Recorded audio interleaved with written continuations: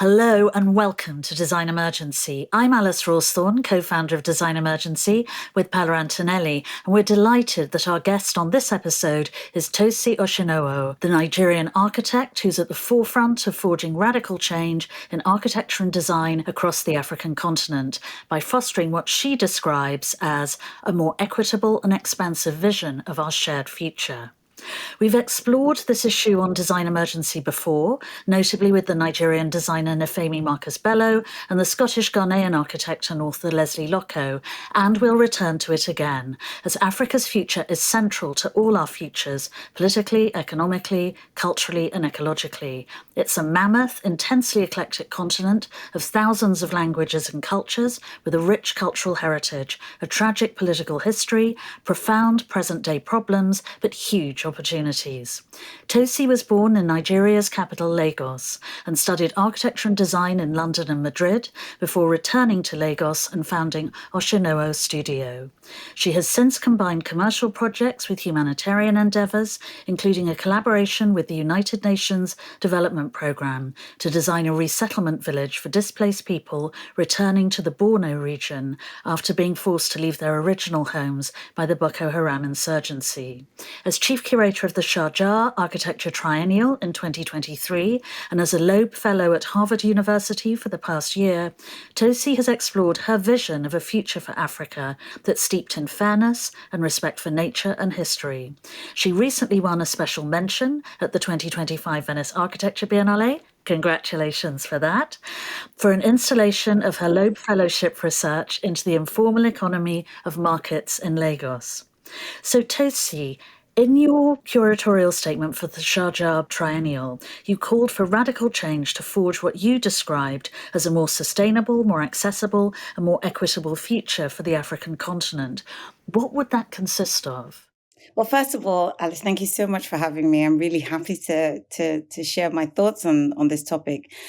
I think when we think about this idea of equity, a better quality of life, particularly for people on the continent, two big points of factors that governments should ideally be investing in to be able to address this. And obviously for this, you do need capital. There needs to be an injection of funds to ensure that this happens, is looking specifically at healthcare and looking specifically at education. Right now, the African continent within the capitalist system is moving further and further behind, other world economies. In reality, this is really where the biggest challenges occur. If we don't invest in our healthcare and if we don't invest decently in our education, where you have a child at the age of 5 already being put into school and, a big emphasis is being placed on their literacy, being able to read. Without that investment at that age, at that specific time, the chances or the possibilities for that child from the age of 10 become significantly diminished. And when we think about this idea of quality of life, if you are not educated or within a system where you can contribute positively towards society and towards the economy of your state, then it becomes even more challenging. So ultimately, when I speak about this idea of equity, I speak about quality of life of people, what needs to be done to achieve this. It's capital investment in all sectors, infrastructure, general development, but really in terms of for people looking specifically at education and at healthcare. So to put this in perspective, could you describe 2 of your projects that you believe are sustainable, accessible and equitable, and identify the principal problems that you faced in executing them, and also briefly describe how you tackled them? Thank you, Alice. This is a really interesting question. I think looking at this idea of sustainability, accessibility, and equitability, I'm going to start with the idea of accessibility. This really isn't possible without the injection of capital. No project can be realized without a big injection of money to ensure that it can be realized. Now, what's interesting also is the idea of equitability is about this idea of balance. When we look at countries that have extreme Gini coefficients, where you have a big divide between the rich and the poor, this is actually one of the many realities that happens on the African continent. We don't really have a burgeoning middle class. or whenever there is an economic challenge, it's the middle class that eventually gets depleted. The people at the extreme end of affluence are comfortable, and then they become fewer, and then you have a lot more people joining the more deprived economic group. And in reality, as an architect working on the continent, I've been fortunate to work at both extremes. And I think this is a very important point. The understanding that irrespective of, who the service is being provided for, the importance that design plays in ensuring that we create comfortable spaces for people to live in. This really is about creating space for people. So I have two projects that sit at both of these extremes and actually look at different aspects. So in terms of equitability, I would say the project that we did for the community displaced in the north of Nigeria, in Ngaranam, really was a project about equitability, creating spaces, encouraging people to return to their ancestral lands, but ensuring that in providing homes, we provided homes that would be sustainable, that would be comfortable, that would give them to some extent the opportunity to be able to expand or to adapt their homes as and when they require, respectful of their culture. So not designing spaces that would not exactly work for the kind of people that they are. They have polygamy, there is a big emphasis on privacy for the women of a household, and ensuring that we created an architecture that was respectful and referencing of tradition, and referencing of what would have been their style of vernacular architecture. That project really was at the pinnacle of the idea of equitability. Now, a project that I would say is probably sustainable, but sustainability also can be broken down into different factors. Are you looking at social sustainability? Are you looking at environmental sustainability? And I'll give another example of our projects, which is sitting at the other end of the economic bracket, which was a project we did, the Lantern House, in a highbrow area of Lagos. And what's really interesting about this project is completely off-grid. So it's using alternative energy systems, solar panels, Also, it has a very sustainable sewage treatment plant system. So it's very much conscious of reducing its impact on the environment. But again, that's only a project that could be achieved at the scale of a big capital investment to ensure that the running costs for the home would be less. Now, the irony of these two projects at the two extremes is that the project in Ngaranam was for just under 500 homes for this community. And the project in Lagos was for a single family. And they were very close in budget. And I remember we were doing both projects at the same time in the practice, and very mindful of this reality of what does it really mean to be a practitioner? And how do we ensure that irrespective of the project costs, that we're always thinking about design and thinking about people? And I'll be honest, I feel very privileged and very humbled to sit in that space, because very few people in practice get the opportunity to work at two extremes like that, and to also do them roughly around the same time.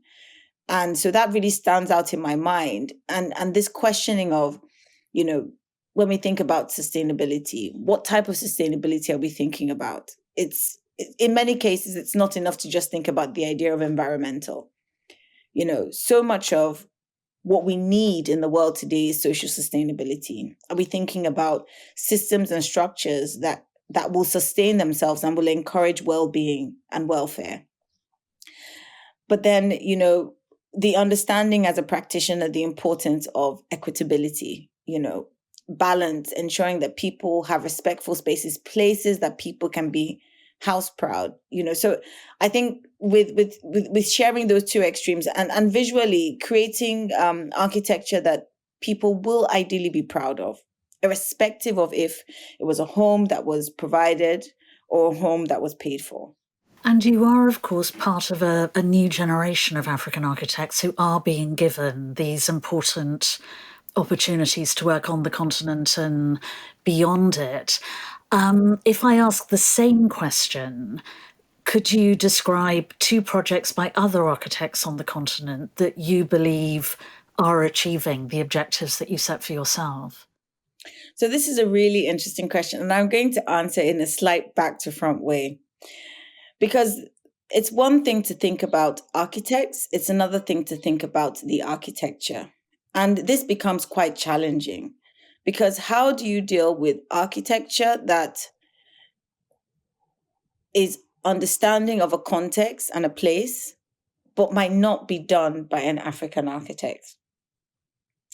And this does bring up a tension. And so I'm going to name two projects, but the first one I'm going to mention is a project that is in Kinshasa, and it's called the Grand Marché de Kinshasa, which is the central market in Kinshasa in Congo. It's actually not done by an African architect, but it has been done in Africa. And to be honest, I think in some circles you might get people saying, oh, it's not an African project. But what I really enjoyed about this project when I saw it, and it's designed by a firm from Paris called Think Tank. The central market in Kinshasa is the central pull point where it's their most elaborate, large scale, what would be the closest to a traditional market where fresh foods are sold. I think it's probably a place of some case retail, but predominantly wholesale. But it converges quite a lot of people into one location. It's built on the principle of a square, which is very similar to how any traditional market on the continent would have existed at village or township scale and now at city. The original building was built by the Belgian colonial government. And at the turn of independence, it was demolished and a new proposal was put in. The biggest challenge that Kinshasa has had with this market is the amount of people who keep converging to this place of efficiency and creating the right architecture to sustain this reality. The project has just been rebuilt or is in the process of being completed. But what I found quite fascinating about the project is that it really does appear to understand the culture of the use of space. And with that understanding of the culture of the use of space, they have designed an architecture appropriate for it, with an understanding of how people sell and how people buy, and the many different communal activities that will happen in the market. The market is open air, so it's heavily dependent on providing additional services, which would happen if it had been enclosed. They have used hard-wearing materials and lots of laterite and concrete. But also what's interesting about the project is there was an emphasis on ensuring that they considered all the people. For example, they have a lot of people who are crippled within Kinshasa. And so even for going up the one additional level, there was a series of ramps that were also included. So when we think about this idea of social and environmental sustainability, this project really sits at a foreground, but also culture sustainability. An understanding of social interactions has been considered. But it's not done by an African architect. The reason why I think it's an important project to note is, as a reference project, it's setting a precedence for a different way of doing things, a way of doing things that is actually more African, an understanding of space and place. With this kind of project being highlighted, then it becomes a reference for many other opportunities on the continent. And where you have a generation of practitioners who are looking for alternatives to what was prescribed during colonialism and at the early turn of independence, where modernism came in full flux to the continent. This kind of project really stands at a foreground of showing what is possible. The other project I'm probably going to mention is the project that, and really more the architect specifically, is the project that's just been completed by Francis Carey in Burkina Faso, the new mausoleum. Francis Carey is really at the foreground of showcasing what it means to understand a place and space and the possibilities of creating architecture that is very conscious of the materiality as well. And he has done this consistently throughout his career. And I think this is really an important point. He is such a big reference point for all of us. So many practitioners, including myself, are very heavily influenced by the experiences of childhood, but also the experiences of modernism on the continent, which really came about as a form of national identity. As you mentioned earlier, there's so many different cultures that exist on the continent. Nigeria alone has over 250 different languages, you know.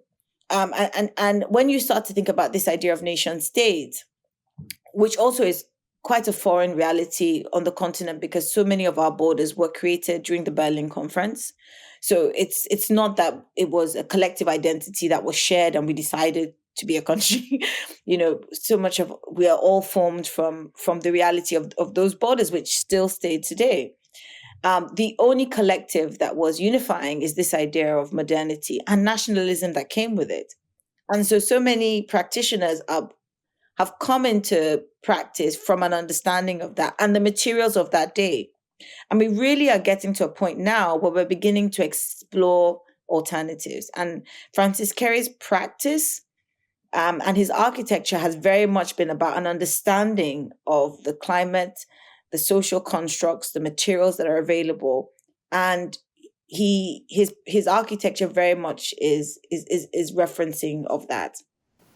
He is a truly remarkable architect, and the Thomas Sankara Mausoleum just looks extraordinary. From the sublime to the ridiculous, not just in Africa, sadly, everywhere on the planet, there are endless examples of architecture projects that simply repeat the mistakes of the past. So can you give one example of bad architecture? Oh my goodness. Because we learn as much from mistakes as we do from positive achievements. I'm gonna give an answer which is, oh gosh, I don't know. I am gonna say, well, before I go on to answer the question, I think also what's really nice about Francis Carey's project is that it's also running on passive systems. So it's beautifully lit naturally, and also it's beautifully ventilated. And so much, we're very blessed on the continent with pretty decent weather. We don't need, so much emphasis on artificial cooling and lighting if we work with the environment. And I think that's a very successful project and also visually very beautiful as a design aesthetic. Now, in relating to what I've just said about Francis Carey's project, I'm going to mention what is also a very firm favorite in Nigeria, which is the National Museum. It was designed and built, I think, in the 1970s. It was designed by an Eastern European architect who I don't have the name, but we can always check the details of that. But it was selected by the president at the time, Olusegun Obasanjo, who was a military officer, because he had seen a building very similar to this in Eastern Europe that looked like a military cap. And that idea of military government, and he really liked it, and he asked the designers if they would replicate it in Nigeria, which they did. And I guess for the day, it was such a symbol of nationalism and unity, this idea of, this military cap. And it sits in a very interesting, beautiful part of Lagos where you can actually see it from Echo Bridge, as you're going from the mainland to the island. The big challenge with the project, apart from really carrying this symbolism, which I guess was necessary at the time, it was very heavily dependent on systems that were so foreign to us and has created it, which made it so challenging to maintain. The building cannot work without power. And in the years that followed the 70s, where we had very drastic economic decline, it was just not sustainable. And for many years, it was just abandoned. In recent times, it has been renovated at great expense. But because it's not a building that is conscious of its environment, it's like a foreign horse that's been brought in without considering how to plug and play into a system that, cannot sustain this very elaborate infrastructure that is required, means that it will always be an economic challenge to maintain it. And a lot of effort has been put in, to get it back on its feet. But also some of the really beautiful interiors, wooden cladding, some of the architecture has been displaced for a more modern context. So it's as a designer, it's questionable what's been done.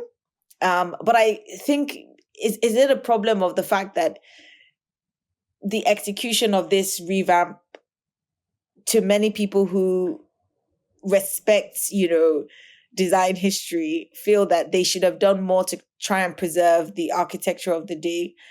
Or is it actually a problem of the conception of the project from the start? The fact that it required so much sophisticated infrastructure to sustain it. And maybe that actually was where the challenge started from. Well, Tosi, that was a brilliant example, a fiendishly brilliant example of a doomed project where so many design decisions were taken for all the wrong reasons and have haunted it ever since.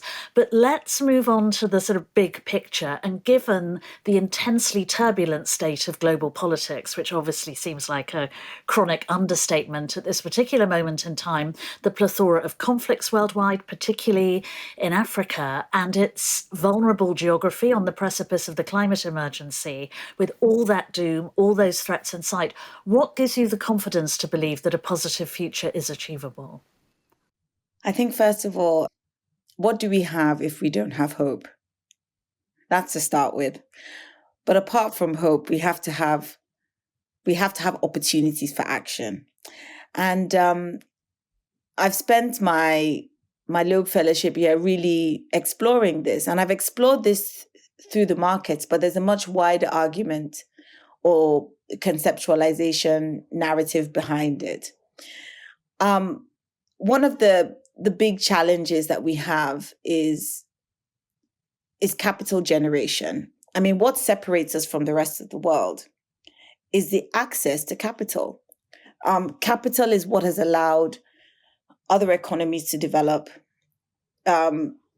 capital to develop infrastructure, to develop industry, and so on and so forth. And the big challenge that we have on the continent is that through extraction, we have not been able to develop a strong capital base. Now, as a global system, capitalism is naturally exploitative unless intent is put to ensure that it's more equitable. For capital, you need three things potentially can be exploited. You have the exploitation of resource, which is what was taken from the continent to develop, Europe predominantly. You have the exploitation of land, which is where you have certain countries in the world, through settler colonialism, they're able to build capital. And then you have the exploitation potentially of labor, where people, particularly the US, moved droves of people during the transatlantic slave trade to develop their economies. And when you look at the African continent, what we tend to have as an opportunity for capital generation are resources. In many situations, the continent is still in a challenged position because of existing relationships. You have the Francophone countries who still have allegiance to France, and where their capital has to be reserved in the French banks. You have challenging situations where you have loads of people who have been formed into a country, and because of infighting, we haven't made the best use of the existing resources that we have. And so when we look at the reality and this challenge of capital generation, it's my personal view that so much of the potential of what we need to achieve is diminished because we don't have the necessary groundings of capital to develop.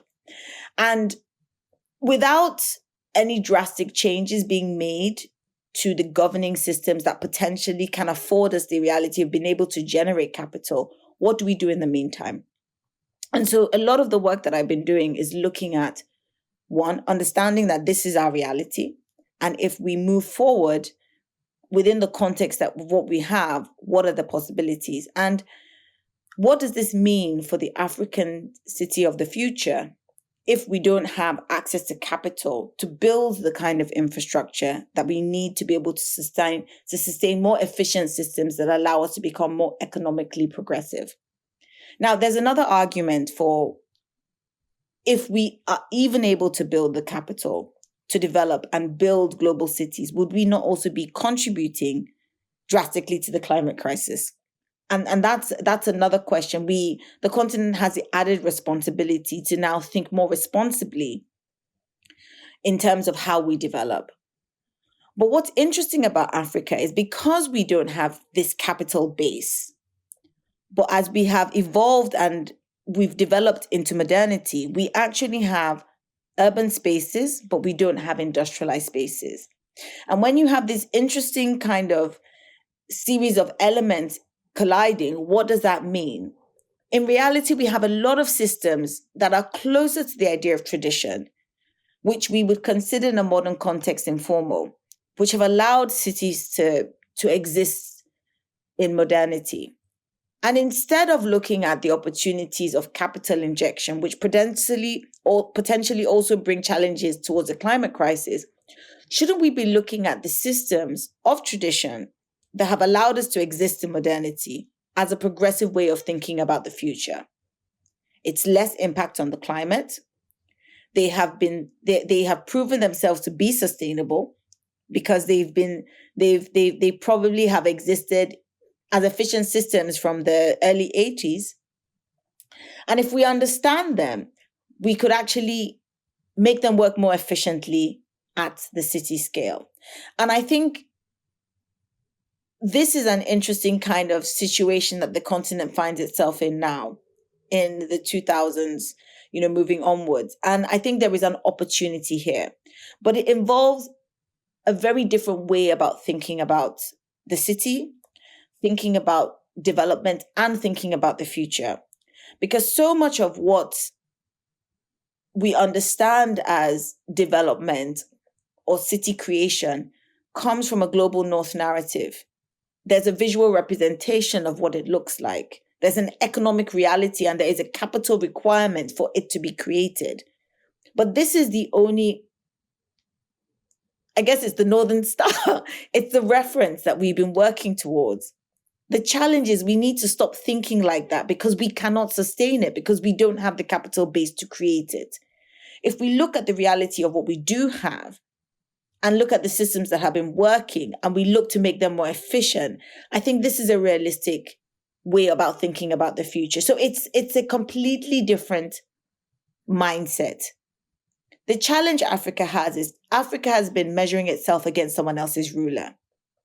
We need to understand that our context is different, and so our solutions will be different. And a visual representation of that will also be different. And are there any recent changes that promise to be helpful in enabling this to happen, for people to think in a much more singular and fluid way about the specific needs of specific communities? I don't think that within architecture we are there yet. I think this is very much the beginning of a potential movement, but I do think that there is change happening on the continent that cannot be ignored. We see what's happening in the Francophone countries who have decided to step away, particularly in the Sahel region. This idea of closing their borders and internalizing and seeing what they can achieve. I think the big challenge we have on the continent is not controlling the development of our resources. There is no way you can build capital base if resources are taken to be developed in other locations and then sold back to you at 200, 300 times the value of the resource that was taken out.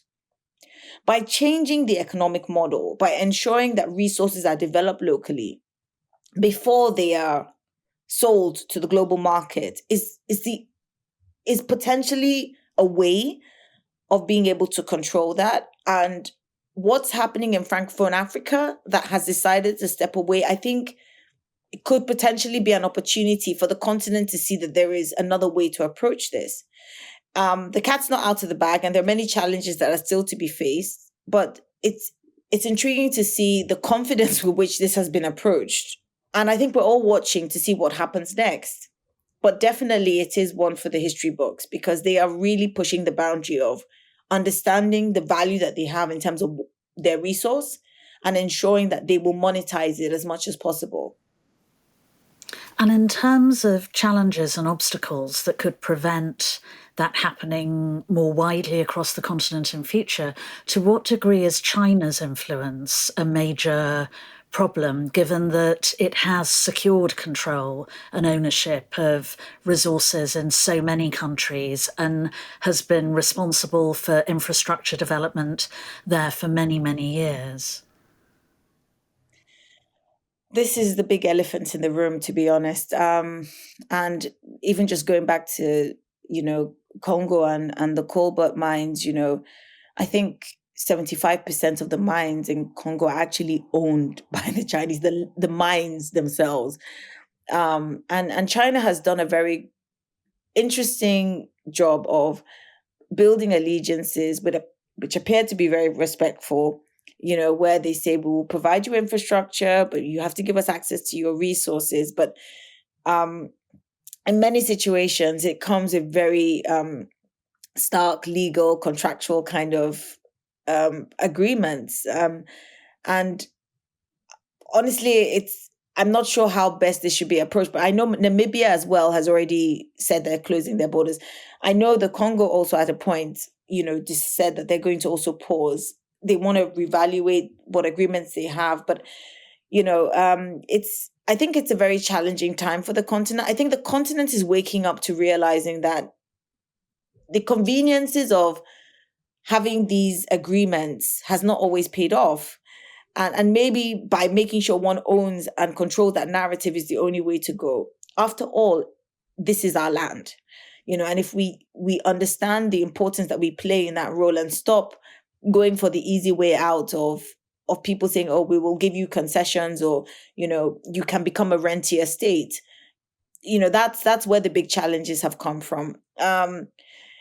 China has very heavily invested in Africa, and especially with what's happening globally with with the US, China has said there are no tariffs for Africa to do business. And so that's also encouraging an opportunity for them to continue to have more hold on the continent. But ultimately, if the continent is in a position to be able to develop, then the need of external parties becomes less. What that means for the global system that is built off the theory of competitive advantage, where you produce what's best for you and you sell it to me and I give you what I produce best, that idea of efficiency also is very challenging when Africa decides to say, okay, you know what, I want to change the way I operate within the system. And I think that we are potentially moving away from the order that has operated since the Second World War. I think with everything that's happening, there is a reality that we really could be moving into a different economic age. So let's move on to architecture and design culture, and specifically what needs to change within them to enable them to deliver the robust, sensitive, sustainable service that the continent needs. How can African architecture overcome, for example, the dearth of inclusivity and social mobility within it, which has caused huge problems everywhere else in the world? How can it avoid simply repeating that and repeating more of the errors of the global north? Another really big question. I think, first of all, architecture can't do anything on its own. We are one element in a much wider, complicated, interconnected network of realities. I think it has to first start with, let me start with sharing my understanding of why we are where we are and what I think we could potentially change to get us to where we need to go. The big challenge that we have on the continent is the commons, the shared commons, the idea of infrastructure which should sustain life, which ideally should be provided by government. Now, because we've had a breakdown of the commons, and I can speak specifically for Nigeria, you have to create the commons yourself. There's a phrase that I saw yesterday, BYOI, this idea that you bring your own infrastructure.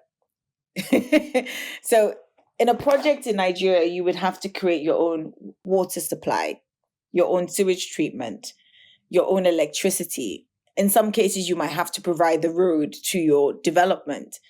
when you have so much that you have to do independent of government, there is no allegiance to the idea of the commons. When you have no allegiance to the idea of the commons, it also breaks down your allegiance to nationality, to community, because ultimately you've had to create a bubble. So that's one of the big challenges that we have on the continent. There isn't this idea of the shared commons, because the shared commons, which should be provided by government, doesn't exist, or in many situations has not existed for so long that psychologically we don't have an association to it. Now, if you don't have an association to the idea of the commons, then the kind of architecture that you're also creating is also for those who can create their own, bring your own infrastructure. And so as architects and as practitioners, we are ultimately providing service. We're providing service to people who have capital, who need your service. And in many situations, sadly, the idea of the collective projects, the projects of libraries, museums, communal spaces, are not projects that are being requested by government. And so when you don't have practitioners having the opportunity to also create those kind of projects, that also is another challenge.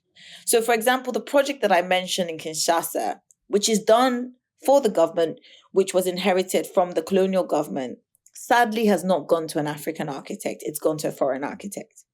If African architects are not given the opportunity to do these kind of projects, how can we really move these things forward?